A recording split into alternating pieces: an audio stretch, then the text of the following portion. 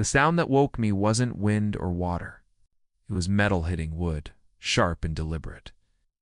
Like someone testing how much force it would take to break something they didn't own. I froze in bed, listening as the noise came again, closer this time. The cabin had always been quiet, almost aggressively so, and that sudden intrusion felt like a violation. I reached for my boots before my phone, because instinct told me this wasn't a call I could ignore by the time I stepped onto the porch. The sun was still low, and the lake was wrapped in fog. At the end of the narrow gravel drive, a car sat angled sideways, blocking the only exit. A woman stood beside it, clipboard tucked under one arm, pounding a wooden stake into the ground with a hammer like she'd done it 100 times before. Each strike echoed across the water. She didn't look lost. She looked confident. That was the part that made my stomach tighten. I hadn't spoken to anyone out here in weeks. That was the point.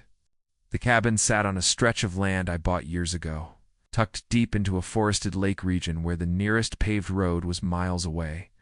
No utilities. No cell service most days. Solar panels on the roof, a small wind turbine by the shoreline, and a composting system I'd built myself. I lived off-grid because I wanted to disappear quietly, not because I wanted attention. She didn't look at me when I cleared my throat. She drove the last stake in, pressed a laminated sign into the dirt, and only then turned around with a tight smile that didn't reach her eyes. I remember thinking how out of place she looked against the trees, like she'd wandered in from a completely different world and refused to notice. She introduced herself as a representative of a homeowners association I had never heard of. The name meant nothing to me. She spoke like someone delivering bad news they enjoyed giving. According to her, I was several years behind on dues. According to her, the land I stood on fell under their jurisdiction. According to her, the cabin was not in compliance with community standards. My first reaction was disbelief. I laughed, not because it was funny, but because it was absurd.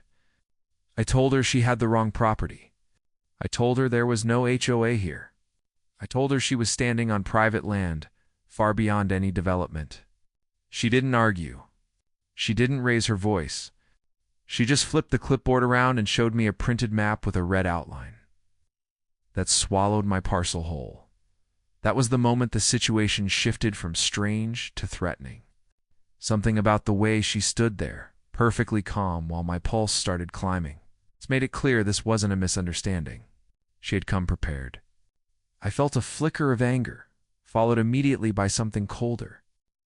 If she was willing to block my driveway and mark my land without permission, what else was she willing to do? She told me the unpaid dues were only part of the issue. Living off-grid, she said, violated association requirements. Structures had to be connected to approved utilities. Solar and wind systems needed authorization. Septic alternatives were prohibited. Each sentence landed heavier than the last, like she was dismantling my life piece by piece with bureaucratic precision.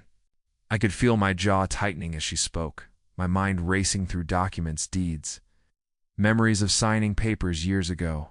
I asked her to leave. Calmly, at first, she smiled again and told me she would once the notice period had officially started.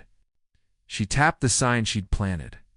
It stated that the property was under review for known compliance and legal action. Seeing those words on my land and my dirt made something snap inside me. I told her to remove it. She refused. Said it was already filed. When she finally drove away, she didn't apologize. She didn't hesitate. She just pulled off slowly, like she had all the time in the world. I stood there long after the sound of her engine faded, staring at the sign fluttering slightly in the breeze. The lake was still. Birds moved through the trees. Everything looked the same, yet nothing felt secure anymore. I pulled the sign out of the ground and leaned it against the porch. My hands were shaking, not from fear exactly, but from the realization that someone had found me. I had chosen this place because it felt unreachable. That illusion was gone. As I went back inside, my mind replayed her words, especially the part about dues. You don't pay dues to something you never joined. That thought kept looping, growing sharper each time. Later that day, I dug through my files. Old folders, yellowed envelopes, scanned documents saved on a hard drive that had survived 2 moves and a flood. I found the deed, the survey, the purchase agreement. Nothing mentioned an association. No covenants. No restrictions. I remembered the realtor laughing when I asked about community rules. "You're on your own out there," he'd said. That memory steadied me, but it didn't erase the knot in my chest. That night, the forest felt different. Every sound carried weight. I kept imagining headlights on the gravel, footsteps where they didn't belong. I told myself I was overreacting, but the thought didn't stick. She hadn't come all that way just to scare me. She'd come to claim something. The idea that a group of strangers thought they could dictate how I lived here made my skin crawl. 2 days later, a letter arrived. I knew what it was before I opened it. Official letterhead. Legal language. A breakdown of alleged violations, and a total balance due that made my stomach drop. There it was in black and white. A lawsuit had been filed. Not threatened, filed. They were suing me for unpaid dues, penalties, and ongoing noncompliance. The date stamped at the bottom told me she'd already started the process before she ever set foot on my land. Anger hit first. Hot and immediate. Then confusion. Then something heavier, like grief. I had built this life piece by piece, quietly, intentionally. Now it felt like it was being dragged into a system I had deliberately walked away from. I paced the cabin reading the letter again and again, trying to understand how something like this could even happen. The language was designed to overwhelm, and for a moment it worked. That evening, I walked down to the lake and sat on the dock until the sky darkened. The water reflected the first stars, and I thought about why I'd come here in the first place. I needed simplicity. Control. A place where effort directly translated into survival. No middlemen. No rules written by people who never stepped foot here. The idea that an HOA, of all things, could reach into this space felt unreal. The next morning, I called the number listed on the letter. The woman who answered sounded bored. She confirmed the case number and told me all communication needed to go through their legal department. When I asked how my land could fall under their authority, she repeated the same line. "It's within the association boundary." Oh. No explanation. No proof. Just repetition. Each word chipped away at my patience. I started asking around. The nearest neighbor lived miles away, off a dirt road that branched toward a different section of the lake. He laughed when I mentioned the HOA, said he'd heard rumors, nothing more. Another property owner I tracked down over email said he'd received letters too, but ignored them. "They'll give up," he wrote. That answer didn't sit right with me. Lawsuits don't just evaporate. As the days passed, more notices came. Certified mail. Warnings about liens. Language about enforcement. Each envelope felt heavier than the last. I could feel the pressure building, not just financially, but psychologically. They wanted me stressed, distracted, doubting myself. It was working, even though I hated admitting it. I found myself waking up tense, replaying conversations that hadn't even happened yet. One afternoon, I noticed tire tracks near the driveway that hadn't been there before. They weren't mine. The realization sent a chill through me. Someone had been back, checking, documenting.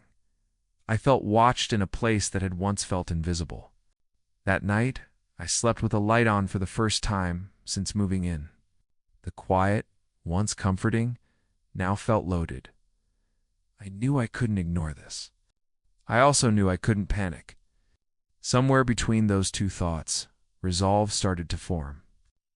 If they were claiming authority, there had to be a paper trail. Boundaries don't appear out of nowhere. I decided then that I would find out exactly how they thought they owned a piece of my life. Whatever this was, it wasn't just about dues. It was about control, and I wasn't ready to hand that over. I laid the documents out on the table, smoothing them flat. Deeds, Maps, letters, notices. The clutter told a story I hadn't fully grasped yet. As the sun dipped and shadows stretched across the floor, I realized this was only the beginning. Whatever game they were playing, I had been pulled into it, whether I wanted to be or not. And something told me they weren't prepared for how far I was willing to push back. I didn't sleep much after laying those papers out. Every time I closed my eyes, my brain started assembling worst-case scenarios, like it was trying to prepare me for impact. Liens, forced compliance, court orders that didn't care how remote the cabin was or how carefully I'd built this life. By morning, exhaustion had hardened into focus.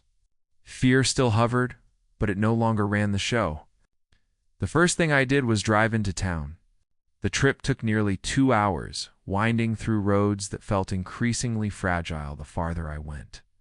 I kept thinking about how absurd it was that a place this far removed from suburbia could be tangled in the same bureaucracy that governed manicured lawns and mailbox regulations.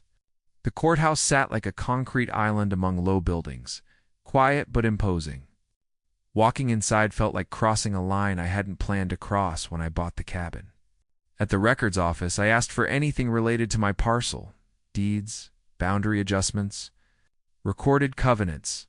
The clerk didn't seem surprised by the request, which unsettled me more than if she had. She slid a form across the counter and told me it would take some time. As I waited, I watched people come and go, all of them dealing with problems that felt smaller, or at least more familiar than mine. I felt out of place, like I'd wandered into a story that wasn't supposed to include me. When the clerk returned, she carried a thin stack of papers, too thin. She explained that there were no covenants attached to my deed, no recorded association agreements, no mandatory dues. I felt a rush of relief so strong it almost knocked the air out of me. But it didn't last. She hesitated, then mentioned something else. A boundary expansion filed years ago by a neighboring development. It wasn't tied to individual deeds. It was a map amendment. That phrase lodged in my chest. A map amendment. It sounded vague enough to hide behind. She showed me the document, and there it was again, that red outline swallowing my land. The filing date was years after I'd purchased the property. No notification listed. No acknowledgement from landowners like me. Just a quiet change on paper. I left the courthouse with copies in hand, my thoughts racing faster with every step. On the drive back, anger resurfaced, sharper this time. They hadn't claimed my land because I agreed to anything. They'd drawn a line and hoped no one would challenge it. The realization made my hands tighten on the steering wheel. I wasn't dealing with a misunderstanding. I was dealing with a strategy. Back at the cabin, I scanned everything into my computer and started building a timeline. Purchase date.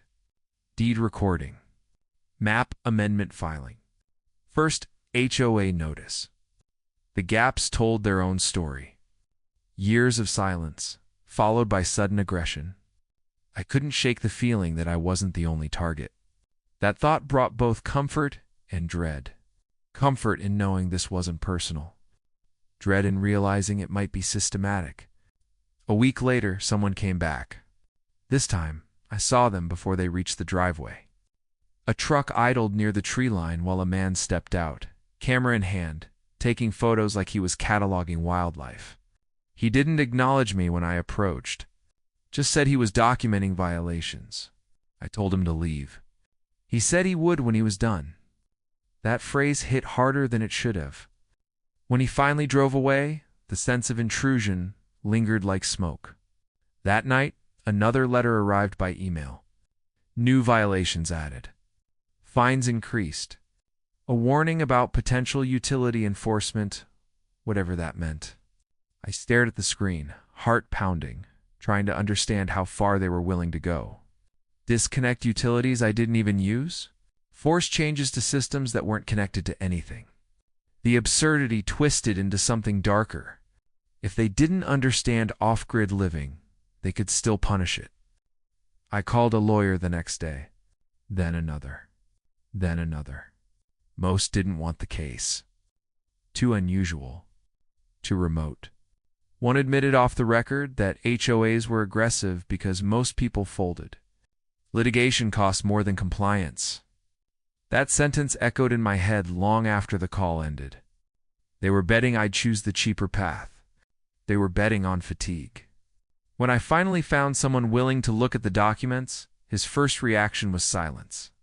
He read slowly, occasionally nodding, occasionally frowning. When he finished, he leaned back and said the word I'd been waiting for. Interesting. He explained that map amendments without deed updates lived in a gray area. Not automatically enforceable. Not automatically invalid. The outcome depended on whether they could prove notice and acceptance. That gave me something solid to hold on to. Then he warned me. HOAs didn't like being challenged. They escalated. They buried opponents in paperwork. They leveraged local relationships. The legal fight wouldn't be quick or cheap. I asked him what he'd do if it were his land. He paused, then said he'd fight it if the land mattered enough. I didn't hesitate. It mattered. As soon as my lawyer filed a response, the tone shifted. Emails grew colder. Letters grew longer. The fines doubled. A notice about a potential lien appeared in my mailbox like a threat dressed as formality. I felt the pressure tightening, not just around the case, but around my daily life. Every task felt heavier.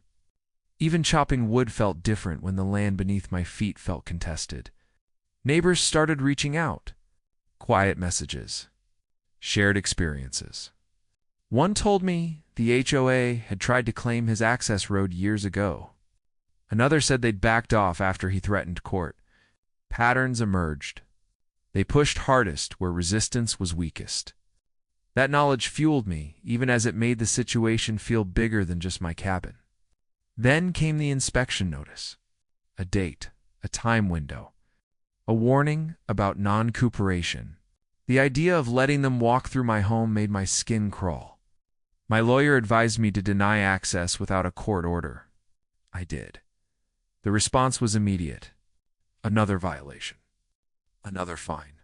The escalation was relentless, like they were daring me to blink first. One evening, as I stood on the porch watching the lake darken, I felt something shift inside me. The fear was still there, but it had changed shape. It was no longer about losing the cabin. It was about losing the right to choose how I lived. That distinction mattered. It turned the fight from defensive to personal. The next letter arrived thicker than the others. Inside was a settlement offer. Pay reduced dues. Agree to compliance. Avoid further action. The language was polite, almost friendly. That friendliness felt more threatening than the legal jargon. It meant they wanted this wrapped up quietly, quickly, before it set a precedent. I read the offer 3 times, then set it aside. My lawyer called later that day and confirmed what I suspected. They were nervous. Not scared, but cautious. The map amendment wasn't as solid as they'd hoped. The longer this dragged on, the more attention it could draw. Attention was their enemy. That night, sleep finally came, but it wasn't peaceful. I dreamed of red lines spreading across forests, swallowing cabins one by one. When I woke, I knew the next phase was coming. They wouldn't retreat without trying something new. And whatever that was, it wouldn't be subtle. By morning, the lake was calm again, reflecting the sky like nothing had changed. But I knew better. The fight had moved beyond letters and signs. It was about leverage now. About who could apply more pressure without breaking. I gathered the papers, made fresh copies, and prepared myself for whatever came next. Because this wasn't just about defending a cabin anymore.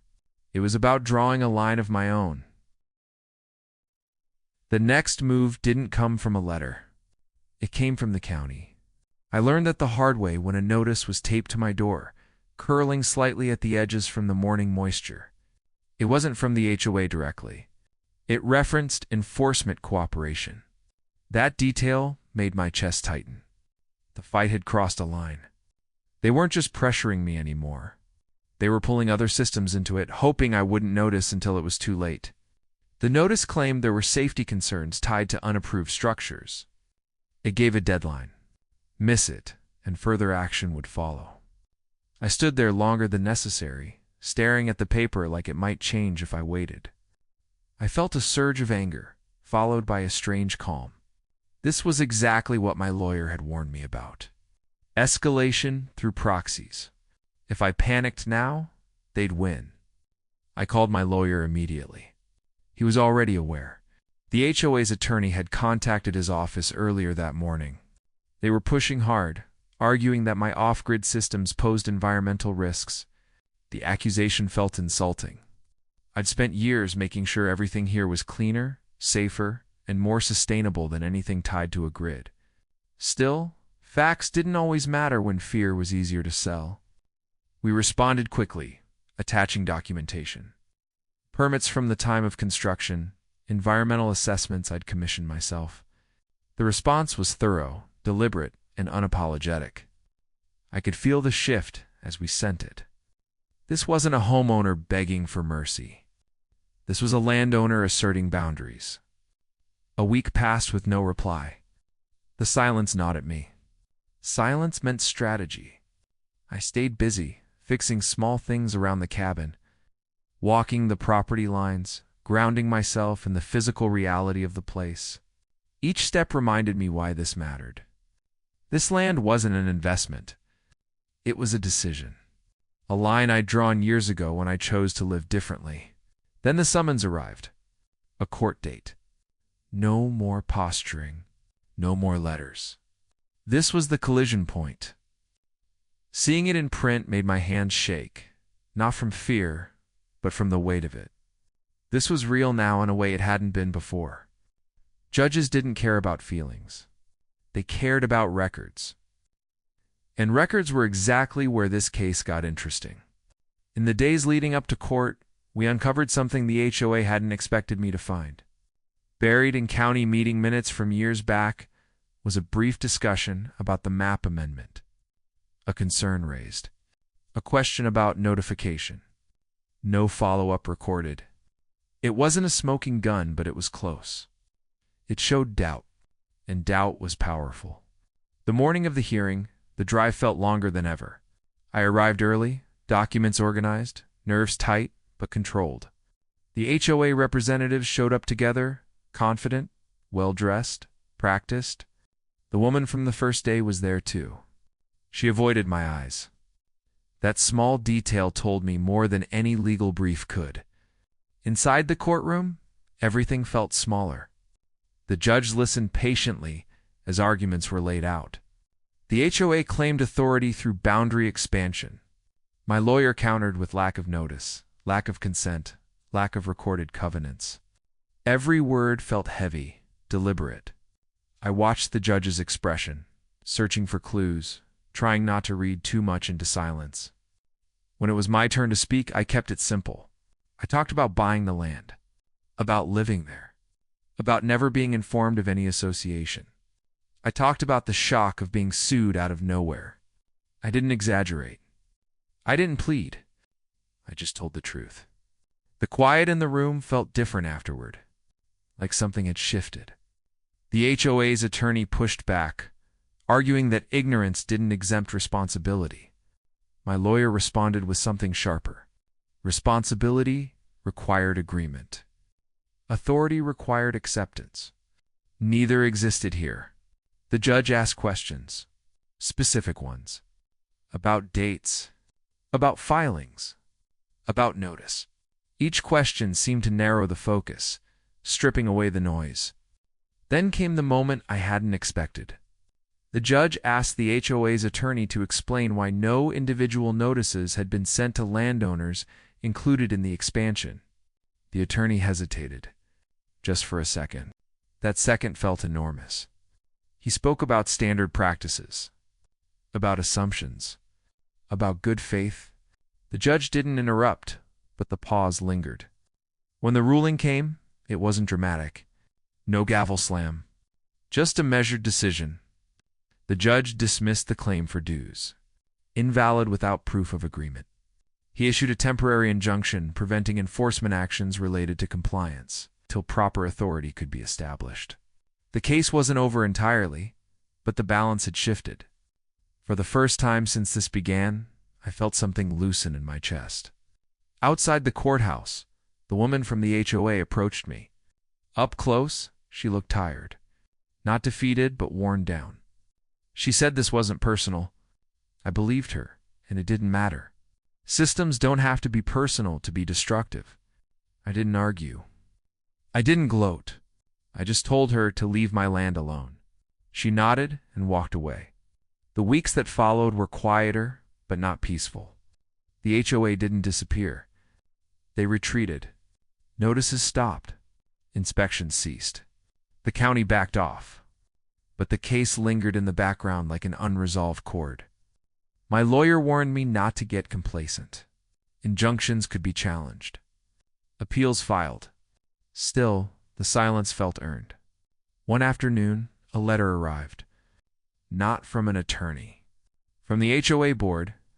They were withdrawing claims related to my parcel pending review of boundary practices. The language was careful, non-committal. It wasn't an apology. It was a concession. They knew pushing further risked exposing more than they wanted seen. I sat at the table, reading the letter slowly. Relief washed over me, followed by something heavier. This hadn't just been about me. How many others had paid quietly? How many had complied because fighting felt impossible? The thought left a bitter taste. Winning didn't erase the cost. Life slowly returned to its rhythm. I split wood. I repaired a section of the dock. I watched the seasons shift. But I wasn't the same person who'd stood on that porch months earlier. The sense of invisibility I'd cherished was gone. In its place was awareness. Of systems. Of pressure. Of how easily lines could be redrawn without consent. Sometimes at night I still think about how close I came to folding. How tempting the settlement had been. How tired I was at my lowest point. That scares me more than the lawsuit ever did. Not because I'm ashamed, but because it showed me how these systems work. They don't need to be right. They just need you to be exhausted. I've had neighbors reach out since then, asking questions, sharing stories. Some want advice. Some just want reassurance they're not alone. I tell them what I learned. Read everything. Question authority. Don't assume silence means legitimacy. Most of all, decide what your line is before someone else draws it for you. The cabin still stands. The lake still reflects the sky. The panels hum softly when the wind picks up. Everything looks the same to an outsider. But to me, this place now carries the weight of a fight I never wanted but couldn't avoid. It reminds me that independence isn't something you achieve once. It's something you defend. Sometimes I wonder what would have happened if I'd just paid. If I'd connected to the grid, if I'd complied quietly, life would have been easier in the short term. But every time I imagine that version of myself, something feels wrong. Like a compromise I couldn't live with, even if it kept the peace. So here's the question I keep coming back to, and I want to know what you think. If a system claims authority you never agreed to, is it smarter to comply for comfort, or fight for principle even when it costs you peace?